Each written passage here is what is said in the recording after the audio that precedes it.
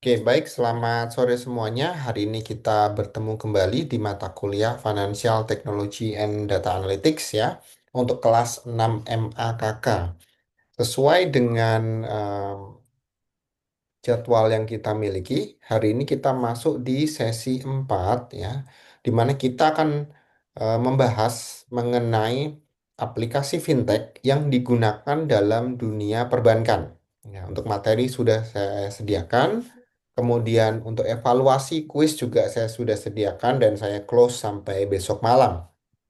Mudah-mudahan nanti mahasiswa bisa mengakses setelah sesi perkuliahan ya. Apa yang akan kita bahas di pertemuan kita hari ini ya. Topik yang cukup menarik yaitu mengenai digital banking atau perbankan digital dan juga open banking ya. Dua mode ini adalah penerapan atau aplikasi fintech itu sendiri di dalam dunia perbankan ya atau dunia banking ya. Apa yang bisa kita pelajari nanti? Sebelumnya kita balik dulu ke pertemuan minggu lalu. Ya, di pertemuan 3 minggu lalu kita sempat sudah singgung apa itu blockchain. Ya.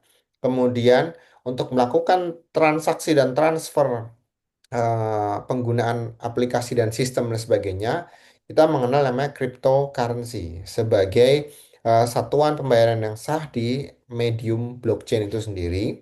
Di dalamnya kita mengikuti ada namanya smart contract, salah satunya yang akan mengikat yaitu yang ada di dalam transaksi digital banking dan juga ada regulasi kripto yang sudah sempat kita bahas. Nah, apa hubungannya dengan digital banking serta open banking? Ini merupakan bentuk aplikasi lanjutan yang mencakup medium atau menggunakan media dari blockchain itu sendiri. Jadi kita lepaskan dulu era cryptocurrency-nya, tapi kita fokus kepada blockchain yang menjadi jaringan atau yang menjadi jembatan untuk melakukan segala aktivitas yang basisnya di dunia digital. Nah, sebelum saya lanjut lebih dalam mengenai materi yang akan kita bahas, ada satu pertanyaan yang coba untuk kita diskusikan. Apakah menurut kalian, ya, versi kalian, apakah bank digital itu sama dengan mobile banking? Bagaimana menurut kalian? Apakah ini satu terminologi yang sama atau justru berbeda? Bank digital dengan mobile banking.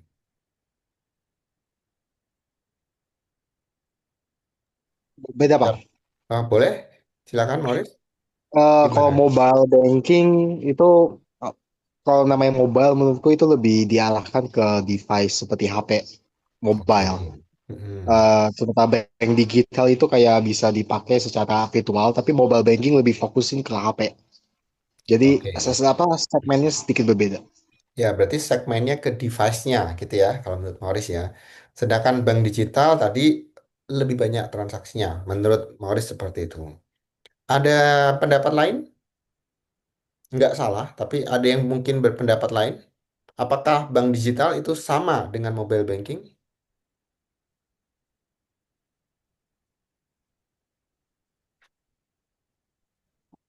Kristabel, gimana menurutmu?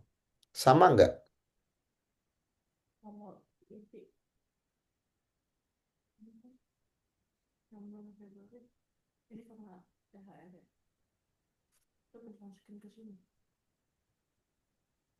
Gimana menurutmu, Kristabel?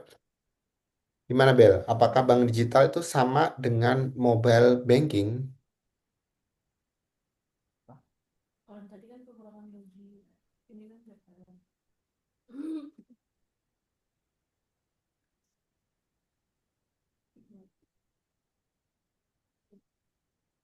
Oke,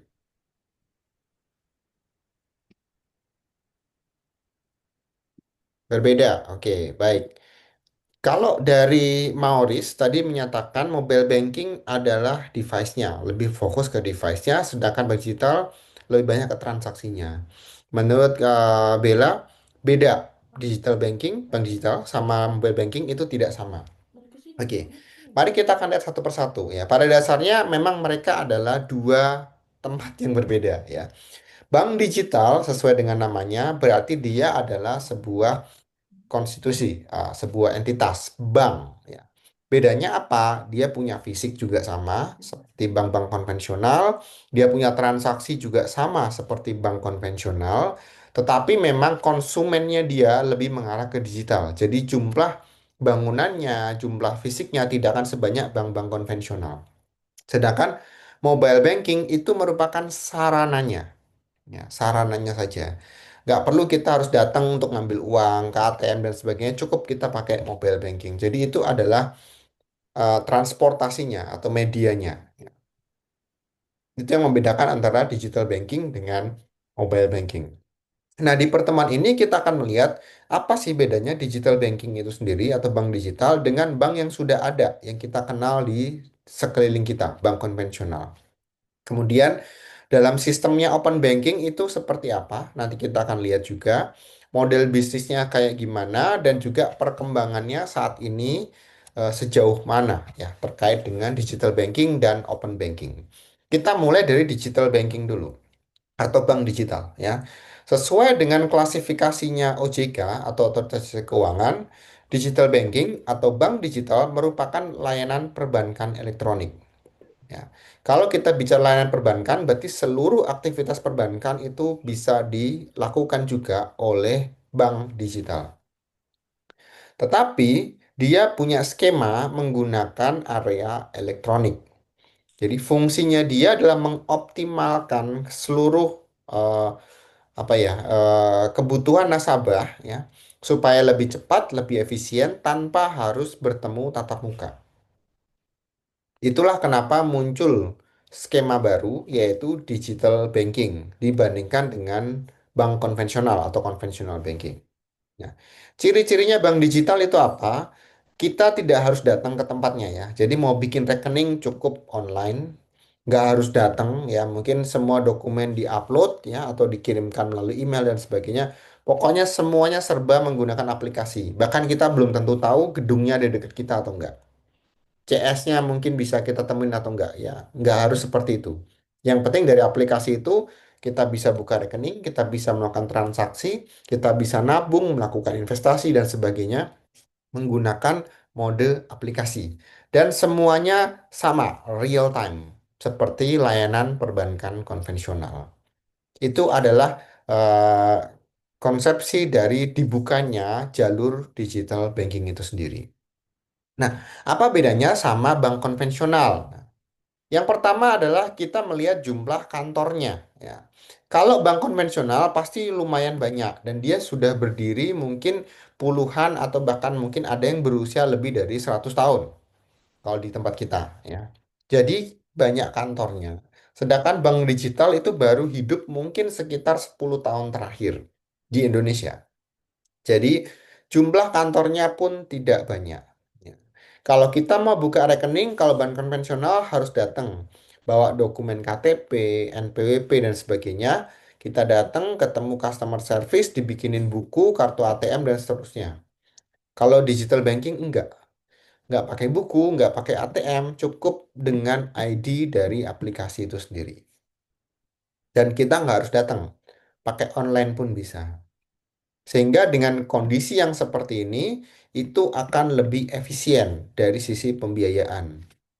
Karena customer service-nya dia bisa bekerja lebih efektif waktunya, kemudian tidak harus terpancang waktu dan sebagainya gitu ya. Lebih efisien. Sedangkan kalau bank konvensional karena dia lebih banyak menggunakan manusia, maka biayanya atau struktur pembiayaan jauh lebih tinggi dibandingkan yang mungkin menggunakan mesin. Dalam model pembukaan bank digital, biasanya dia menggunakan virtual assistant atau dia menggunakan aplikasi langsung gitu ya. Jadi 24 jam itu kalian bisa bikin kapan aja. Nggak harus nunggu jam buka bank. Dan secara teknologi, kalau bank konvensional dia pasti sudah terstandarisasi. Ada trademarknya dia. Jadi legacy sistemnya jelas. Sedangkan kalau digital banking dia basisnya masih cloud ya. Tapi tetap dijamin oleh OJK ya. Jadi tetap aman, tetap sesuai dengan prosedur yang ada, bahkan keberadaannya pun juga akan dijamin oleh OJK, tetapi sistemnya memang harus cloud based ya. Tidak boleh atau minim sekali tatap muka secara fisik. Itu konsepsi dari yang namanya digital banking. Sekarang kita lihat contohnya ya. Contoh yang paling banyak yang saya temukan di sekeliling kalian itu ada Bank Jago ya.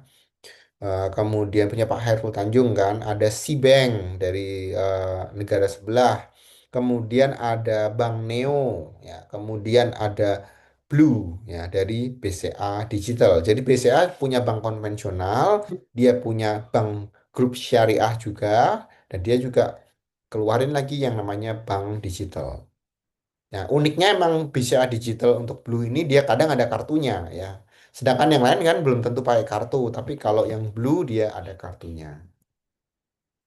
Oke, itu sekilas mengenai bank digital ya. Nah, kalau kita lihat dari perkembangannya atau informasi yang kita bisa temukan di berbagai banyak media, ada banyak perusahaan yang membeli misalnya bank-bank kecil yang mungkin lagi apa ya, pembiayaannya kurang, sulit dapat konsumen dan sebagainya itu dibeli oleh perusahaan teknologi. Jadi bukan perbankan ya, dibeli oleh perusahaan teknologi. Kemudian dia tiba-tiba bentuknya berubah menjadi bank digital. Nah, saya pengen tahu ya dari kalian, kira-kira kenapa kejadiannya harus seperti itu? Jadi banyak perusahaan teknologi beli bank kecil, terus kemudian bank kecil itu tiba-tiba berubah menjadi bank digital. Contoh kayak Bank Jago gitu ya. Dia tadinya bank apa saya lupa nggak begitu terkenal, udah mau mati juga tiba-tiba dibeli, kemudian diinjek dengan high tech, jadilah dia bank digital.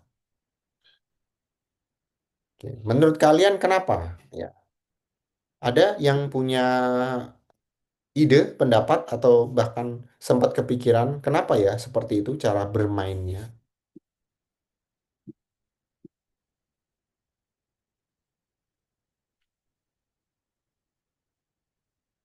Gavin, menurutmu gimana, Vin? Kenapa banyak perusahaan teknologi beli bank kecil lalu tiba-tiba merubah itu jadi bank digital? Eh, Kalau menurut saya sih, ini kan dia perusahaan teknologi gitu, apa ngebeli bank kecil supaya biar lebih gampang aja buat apa bisa langsung punya izin perbankannya gitu, Pak. Izin perbankan, oke. Ya, betul. Jadi, beberapa kasus yang ditemui di lapangan adalah untuk masuk ke dalam sektor perbankan itu referensinya cukup banyak, barrier-nya banyak. Jadi, nggak semua dari kita bisa tiba-tiba masuk ke industri perbankan. Modalnya harus besar, lisensinya harus dapet gitu ya, jaringannya harus luas dan sebagainya, minimum konsumen juga ada, minimum nasabah ada. Nah, kalau perusahaan teknologi mau tiba-tiba bikin bank itu agak rumit. Karena satu, mereka harus melewati barrier entry masuk ke industri perbankan. Padahal domain mereka adalah perusahaan teknologi. Sehingga cara tercepat untuk kita bisa masuk ke industri perbankan adalah akuisisi bank kecil itu. Kenapa? Karena bank kecil sudah ada di industri perbankan. Jadi kita tinggal support dengan teknologi yang tinggi, rubah bentuknya menjadi digital banking. Jadi bukan lagi bank konvensional, tapi rubah menjadi bank digital. Karena permainannya sudah melalui teknologi. Ya. Sehingga bank itu, bank kecil itu hanya dipakai untuk menembus barir kita masuk ke industri perbankan. Dan juga dia sudah tahu skema perbankan digital yang ada. Plus dia sudah punya nasabah. Kalau perusahaan teknologi baru bikin bank, belum tentu dia langsung dapat nasabah dalam waktu cepat. Jadi dia harus nyari atau ngambil dari bank kecil untuk bisa dijadikan nasabahnya dia. Tuh. Itu alasan yang masuk akal kenapa bukan perusahaan perbankan yang bergerak ke bank digital, tapi justru perusahaan teknologi. Karena core-nya mereka ada di teknologinya. Ya. Sedangkan kalau sudah jadi digital bank atau bank digital, maka model bisnis dari perusahaan teknologi pun juga sudah berubah. Nah, ini adalah 4 model bisnis yang bisa dilakukan oleh bank digital. Yang paling umum, yang paling banyak dilakukan adalah KASA, current account, saving account, ya. Jadi kalian bisa nabung, kalian bisa pakai instrumen investasi dan sebagainya menggunakan bank digital yang biasanya biayanya lebih murah, ya, lebih efisien. Kemudian terkadang dia menawarkan suku bunga yang lebih tinggi dibandingkan bank-bank yang lain. Tuh. Yang kedua adalah sistem pendapatannya dia. Dia menggunakan spread income dan fee based income. Maksudnya apa? Jadi kalau dia kasih pinjaman gitu ya atau kasih hutang kepada pihak ketiga, dia menggunakan selisih bunga kredit itu. Biasanya bunganya nggak akan terlalu tinggi, tetapi masih menguntungkan dibandingkan kalau dari bank lain. Jadi mereka punya batas minimum plafon yang ditetapkan dari Bank Indonesia dan itu masih dalam batas yang aman. Kemudian untuk setiap profit yang didapatkan dari transaksi itu basisnya adalah persentase dari kegiatan itu sendiri. Misalkan transfer, dia ngambil 1% dari situ ya, dari biaya transfer. Admin dia paling lebih kecil tapi dia masih dapat untung dari situ. Dan ada kerjasama dengan beberapa ekosistem atau merchant. Ya, sistemnya adalah fee based income. Makin banyak transaksi, fee-nya juga makin banyak. Disitulah cara bank digital itu boleh mengambil profit dari spread income, selisih antara pendapatan antara bank biasa dengan bank digital, dan juga fee based income. Dan yang terakhir adalah dari masalah monetisasi data.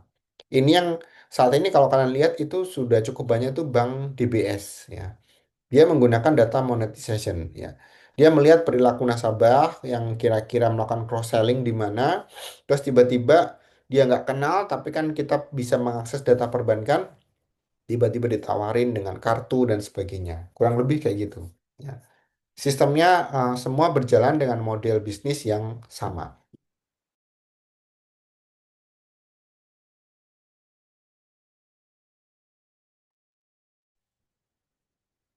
Oke, itu tadi terkait dengan bank digital atau digital banking.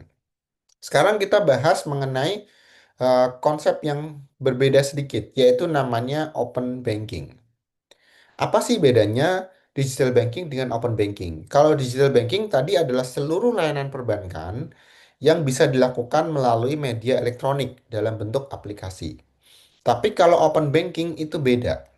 Open banking itu adalah sistemnya atau jaringannya yang memungkinkan pihak ketiga mengakses seluruh data perbankan kita menggunakan API.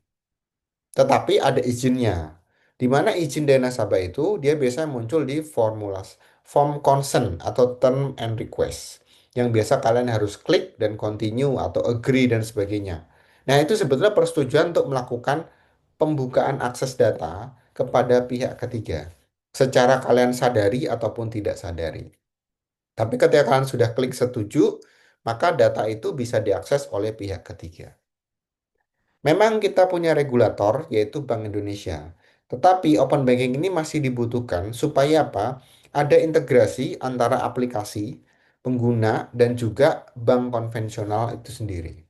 Jadi open banking itu merupakan satu jembatan yang bisa menghubungkan antara bank yang sudah ada berdiri, termasuk bank digital juga, dengan layanan yang ada atau nempel dalam sebuah aplikasi. Sehingga konsumen itu bisa merasakan inovasi layanannya lebih cepat dan juga lebih efisien ketika mereka melakukan transaksi. Nah, tanpa ada pembatasan-pembatasan mengenai skema, minimal saldo dan sebagainya gitu ya. Yang penting punya akses internet. Cuma itu aja. Punya kuota internet. Nah, untuk menjalankan itu semua, mereka butuh satu jembatan yang dinamakan API, Application Programming Interface. Nah, API ini merupakan jembatan komunikasi dari berbagai macam sistem yang di pertemuan sebelumnya sudah sempat kita singgung dengan istilah blockchain. Kalau blockchain menghubungkan antar blok, API ini menghubungkan antar sistem, di mana di dalamnya sudah pasti ada blok-blok itu sendiri. Jadi, makanya kita kemarin mulai dari blockchain dulu pengetahuannya. Setelah kalian paham apa itu blockchain, oh dia mengkomunikasikan berbagai macam informasi terkait dengan pencatatan, kemudian transaksi. Nah, ini adalah akumulasi yang lebih besar dari blockchain itu sendiri, menggunakan API. Jadi ketika terjadi transaksi e-commerce, misalkan kalian beli barang melalui contohnya apa sih? Tokopedia misalnya contoh gitu ya. Kemudian kalian cek dulu saldonya masih ada atau enggak. Kalau ada, berarti dia akan langsung terkoneksi dengan bank kalian, ya, entah bank apapun atau dengan saldo di aplikasi. Kemudian dia akan potong saldo itu sesuai dengan jumlah pembelian kalian. Dan responnya adalah otomatis. Ya. Dia online pada saat itu juga langsung kepotong, langsung terbayarkan dan selesai. Jadi nyawanya dari penggunaan open banking ini adalah API. Tanpa ini maka tidak mungkin integrasi fintech bisa terjadi atau berjalan dengan optimal. Jadi inilah otak di balik seluruh transaksi-transaksi e-commerce yang terjadi yang melibatkan antara kita selaku konsumen dengan merchant atau vendor plus koneksi kepada perbankan kita atau rekening-rekening perbankan yang nyangkut di dalam aplikasi kita, yang kita masukkan sendiri di dalam aplikasi kita.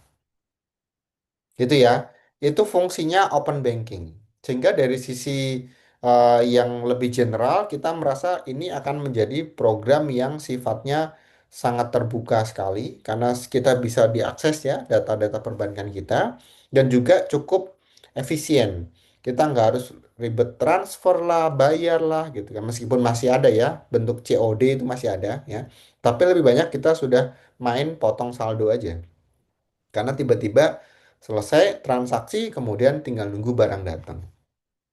Nah, itu adalah kejadian yang bisa kita dapatkan atau aplikasi dan juga momen-momen yang kita bisa temukan di dalam menggunakan yang namanya open banking. Ya.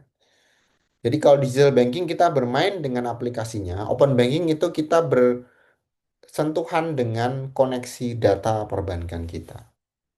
Nah, dua kejadian tadi atau dua media tadi itu sudah ada di sekeliling kita. Sudah kita rasakan saat ini. Nah, untuk itu kita perlu melihat, mempertimbangkan ada risiko apa di dalam transaksi yang bisa kita temui ketika menggunakan digital banking maupun open banking. Yang pertama pasti masalah keamanan cyber security. Itu jelas ya. Di Indonesia kita nggak bisa 100% melindungi data konsumen. Nggak bisa. Ya. Pasti akan ada celahnya. Kadang ada data breach, ya, pencurian data, bahkan mungkin pengambilan data yang secara legal maupun ilegal, ya, dengan cara intrusi data. Bisa juga phishing, ya, pengkopian data kita sehingga data kita dicuri, data kita di apa ya, coba dipancing untuk kita terbuka dengan data kita, kemudian dia melakukan copy kepada data kita. Atau tiba-tiba kalau melakukan transaksi sistemnya tiba-tiba downtime, nggak bisa ngapa-ngapain, error gitu ya. Atau bahkan ada masalah risiko operasional lain. Gangguan di server, gangguan di jaringan, atau mungkin tidak ada kerjasama dengan merchant, yaitu sangat mungkin sekali terjadi. Ini risiko yang harus kita sadari ketika kita mengambil yang namanya bank digital. Memang dia akan jauh lebih efisien, jauh lebih mudah ketika bersentuhan dengan seluruh transaksi dibandingkan bank konvensional yang pagi-pagi harus ngantri, nunggu setor dan sebagainya ya. Kalau bank digital nggak perlu seperti itu. Tapi dia juga punya efek lain, dia punya risiko lain. Nah, digital banking sendiri itu merupakan satu program yang sudah dicanangkan OJK sejak lama. Ya. Di mana digital bank ini berperan sebagai media untuk melakukan inklusi keuangan, yaitu menyiapkan masyarakat yang sadar akan kebutuhan keuangan, kemudian investasi, dan juga sadar akan pengelolaan keuangan sejak dini. Dan itu sifatnya merata. Sehingga dengan digital banking kita bisa menjangkau daerah-daerah yang mungkin nggak punya cabang bank konvensional di sana. Kenapa? Karena butuh internet aja, butuh aplikasi aja. Nggak harus bikin kantor di sana. Ya, biaya transaksinya juga sejauh ini paling murah ya. Ya, kalau kalian lihat di YouTube itu kan banyak tuh. Contoh yang paling gampang itu yang saya sering lihat itu adalah iklannya Crombank gitu kan, tanpa biaya transaksi dan sebagainya. Jadi biaya-biaya seperti itu lebih murah ya, karena dia menggunakan sistem fee based income-nya dari mana? Dari penggunaan jaringan. Dan ini semakin meningkatkan literasi keuangan digital pada generasi kita, khususnya generasi-generasi Gen Alpha. Dan saat ini ya Indonesia punya potensi yang sangat besar karena populasi anak mudanya cukup banyak dan mereka punya satu karakter yaitu mobile first society, di mana komunitas masyarakat anak-anak muda ini mereka lebih cenderung dekat dengan era mobile. Lebih mudah ya, mereka tertarik dengan dunia digital atau memang lebih banyak menggunakan akses digital dibandingkan ya generasi-generasi sebelumnya. Secara frekuensi jauh lebih banyak yang generasi saat ini. Dan ini merupakan salah satu titik temu di mana ini merupakan sebuah potensi yang bisa digarap, bisa dikerjakan oleh pemerintah kita. Gitu ya. Terkait dengan digital banking, open banking, kemudian bagaimana risiko yang melekat di dalamnya, serta potensi apa yang bisa dimanfaatkan di masa-masa mendatang. Oke.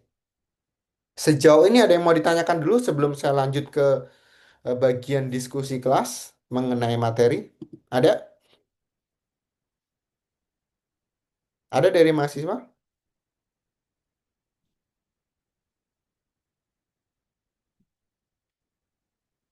Oke, kalau tidak ada, kita lanjut ke bagian diskusi ya. Di sini ada satu soal kasus diskusi ya, di mana ada tiga pertanyaan yang mungkin mahasiswa nanti bisa berkontribusi untuk memberikan jawaban ya.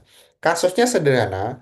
Saat ini kan bisa melihat banyak sekali contoh digital bank atau bank digital yang menawarkan bunga pinjaman tinggi ya, atau bunga simpanan tinggi untuk bisa dapetin nasabah ya, untuk menarik nasabah gabung ikut atau bahkan menjadi bagian dari bank digital tersebut.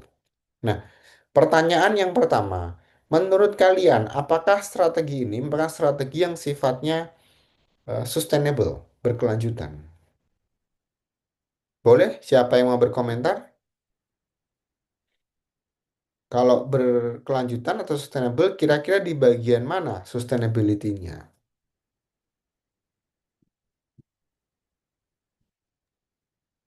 Wah, ini bunga tinggi ini terkait apa ya? Dari pinjaman bisa, kemudian dari apa namanya investasi bisa, kan banyak ya.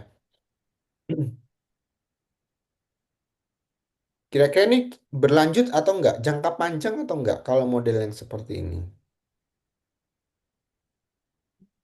Hmm,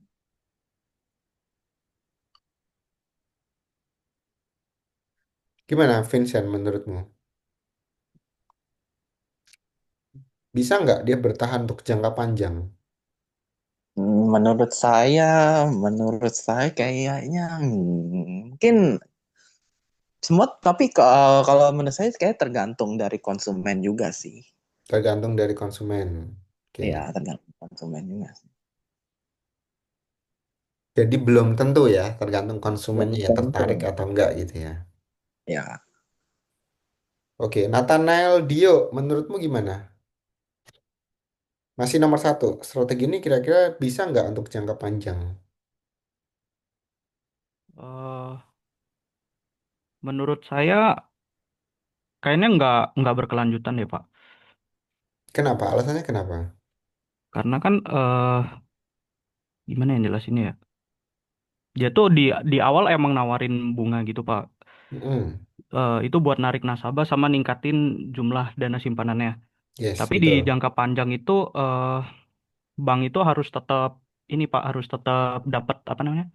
Dapat pemasukan misalnya dari penyaluran kredit, biaya layanan atau produk keuangan lainnya. Tapi kalau misalnya bunga simpanannya terlalu tinggi tapi pendapatannya nggak cukup ya keuntungan banknya juga bisa tertekan, Pak.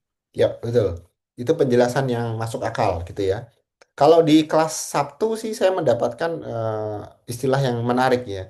Mereka sebutnya bank-bank sekarang kan sistemnya bakar uang dulu, Pak. Ya, sama kayak Gojek gitu ya. Mana mereka makan bunga tinggi supaya apa? Menekan profit mereka. Yang penting nasabah baru masuk dulu. Tapi apakah ini akan berkelanjutan? Tentunya tidak ya. Karena nggak mungkin kita berjalan dengan cost yang terlalu besar. Lama-kelamaan dia akan mengecilkan bunga tersebut sampai dia pada batas tertentu gitu. Kita kira nasabahnya udah cukup banyak, ya dia akan turunin dan pakai strategi yang umum lah, bisa ditemui di lapangan bank-bank kayak biasa gimana. Itu sudah banyak kita temukan yang tadinya seperti kayak Alobank, Bank Jago, tadinya gencar sekali. Begitu dapat nasabah banyak, sekarang kayak nggak ada suaranya gitu ya. Promosinya udah hilang. Tadinya promosinya tinggi, tiba-tiba promosinya mulai menurun. Kira-kira seperti itu ya. Jadi strategi ini tidak bisa diterapkan berkelanjutan. Kecuali targetnya dia memang hanya untuk narik nasabah, kan nggak seperti itu ya. Pasti dia akan pengen survive gitu. Nah, yang nomor dua berikutnya, apa yang risiko yang bisa kita temukan kalau mereka terlalu agresif kasih bunga tinggi ketika kita mau investasi. Kalian yang nyimpan di sini nih, saya kasih bunga 10% misalkan. Apa risikonya kalau terlalu agresif nyari nasabah yang seperti itu? Gampang ini sih, Pak. Apa ya? Apa namanya? Gimana nggak sebutannya? Gimana? Gimana? Risikonya apa? Kayak misal kalau terlalu kasih bunga terlalu tinggi, terus tiba-tiba nggak bisa balik. Inilah potensi gagal bayarnya kan tinggi berarti dong. Kan Ya, dia ngasih bunga tinggi gitu. ya, oke. Secara keuangan ya, yang dimaksud Vincent tadi ada risiko likuiditas. Ya, likuiditas. Artinya apa? Mereka bisa terganggu dari sisi likuiditas keuangan. Bisa jadi ada pihak yang gagal bayar, bisa jadi target tidak tercapai karena mereka terlalu agresif tanpa memperhitungkan gimana ya? Mereka harus bikin struktur jangka panjang. Ini kalau si A atau konsumen A nggak bisa bayar, maka backupnya gimana gitu ya. Jadi kalau terlalu agresif itu juga nggak terlalu bagus ya. Apalagi eh, bank-bank yang masih pendanaannya belum kuat, bank-bank kecil. Kalau bank-bank yang besar mungkin masih oke lah. Mereka cukup punya modal. Tapi kalau bank-bank kecil, bank-bank baru, apalagi bank digital biasanya masih kecil, ya biasanya ya, itu juga pendanaannya belum terlalu tinggi gitu. Oke, yang terakhir, ini yang paling signifikan. Menurut kalian, ya, menurut kalian, kira-kira bank digital ini nanti ke depannya akan gantiin posisi bank-bank konvensional nggak?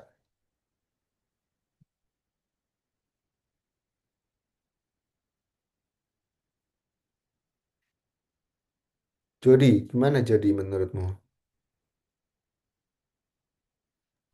Iya, ada Pak. Maaf Pak, lagi di jalan pulang Pak. Oh, oke, oke. Iya Jonathan, Pak. menurutmu gimana Jonathan? Kira-kira bank digital bisa menggantikan bank konvensional nggak? Kalau menurut saya sih nggak terlalu signifikan menggantikan ya Pak. Soalnya Hmm, kan kalau konsepnya bank digital itu kan dia, setahu saya kan dia itu tarik tunai itu agak sulit ya. hmm, Maksudnya kita kalau konvensional kan kita ada mesin ATM kan, kita bisa yes, masih betul. perlu namanya uang kontan gitu untuk Hmm, berbelanja transaksi. Menurut saya itu sih pendapat saya. oke, berarti nggak bisa gitu ya? Nggak bisa gitu. Oke, oke. Iya. Apakah ada yang menurut kalian yang setuju bank digital bisa gantiin bank besar? Ini kan tadi kalau Jonathan bilang nggak bisa. Ada yang menurut kalian bisa?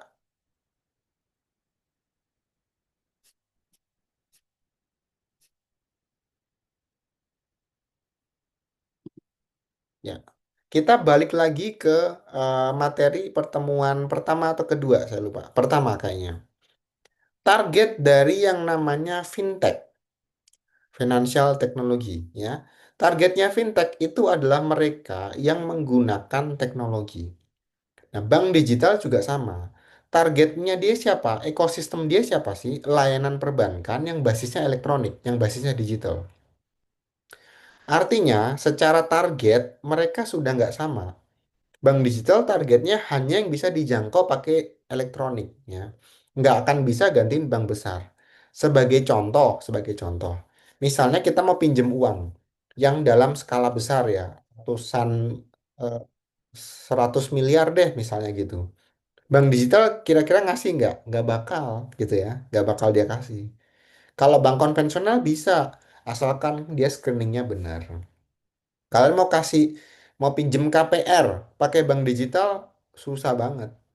Kenapa? Karena butuh waktu lama ya, 10-15 tahun, kemudian jumlahnya besar. Nah, itu cuma bisa diakses oleh siapa? Bank konvensional. Jadi, target pasar mereka itu tidak sama. Nah, kalau ditanya apakah bisa gantiin, tentu saja tidak bisa, ya.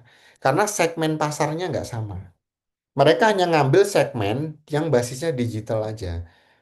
Which is itu jumlahnya nggak akan besar juga gitu. Dibandingkan bank konvensional yang sudah ada mungkin 20-50 tahun atau 100 tahun gitu ya. 100 tahun sebelum bank digital itu ada di tempat kita. Jadi udah jelas ya, pasar mereka itu sudah ketinggalan cukup lama. Jadi nggak mungkin mereka bisa cover semua. Dan tidak semua layanan perbankan itu bisa dikonversi dalam bentuk digital. Ya, sekali lagi tidak semuanya. Sekalipun ada, ya saya paham, tapi tidak semuanya. Jadi pada akhirnya nanti ketika mereka harus berkompetisi, mereka berada di jalur yang berbeda. Yang satu sudah survive terlebih dahulu, sedangkan bank digital masih baru, masih harus cari konsumen dan sebagainya dengan layanan yang hanya bisa menggunakan basis digital aja. Otomatis ini akan sangat-sangat terbatas. Balik lagi sangat-sangat terbatas. Sehingga pada akhirnya tidak akan bisa menggantikan 100%. Tapi kalau mungkin 50% atau 60% one day mungkin bisa ya. Suatu hari pasti bisa. Gitu ya. Itu kira-kira materi yang perlu saya jelaskan atau yang perlu kita diskusikan dari sesi kita hari ini. Berikutnya, di waktu yang masih tersisa atau waktu yang ada, saya berikan sampai waktu besok ya.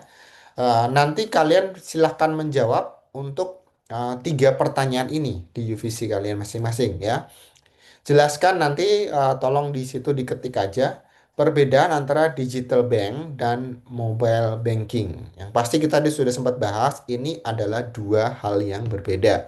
Nah, bedanya apa menurut kalian? Kemudian yang kedua, apa sih open banking menurut versi kalian? Dan yang ketiga, apa saja sumber-sumber pendapatan yang bisa didapatkan oleh digital bank? Silakan tuh nanti kalian boleh selesaikan, kemudian dijawab di bagian kuis sesi 4 yang ada di UVC kalian masing-masing. Sekali kalian masuk, waktunya 30 menit untuk mengetikkan jawaban. Tadi soalnya kan pertanyaan sudah saya lihatkan di situ ya. Kalian bisa cek juga di dalam materi. Kemudian untuk kuisnya nanti tinggal masuk ke sana dan saya tutup sampai besok malam. Ya, itu ya. Ada yang mau ditanyakan dari mahasiswa terkait dengan materi hari ini? Fintech di perbankan? Ada?